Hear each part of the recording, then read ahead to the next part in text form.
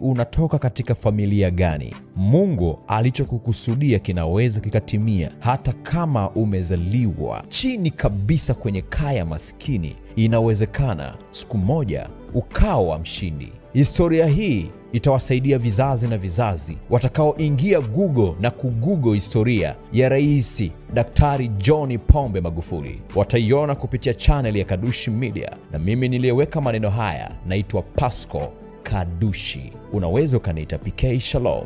Kwa kawaida katika jamii yoyote ya wanadamu, kuzaliwa kwa mtoto ni suala la shangwe. Hicho ndicho kilichotokea Alhamisi ya Oktoba 29 mwaka 1959 katika kitongoji cha Katoma, kata ya Bugando, tarafa ya Nzela, wilaya ya Geita, alipozaliwa John Malwa Joseph Magufuli. Kwa nyakati hizo, miongoni mwa walioshuhudia kuzaliwa kwake, hakuna hata mmoja alijua kwamba miaka 56 baadaye mtoto huyo angekuja kuwa rais wa Jamhuri ya Muungano wa Tanzania, amiri jeshi mkuu wa majeshi ya ulinzi na usalama, na mmoja wa viongozi mashuhuri zaidi duniani.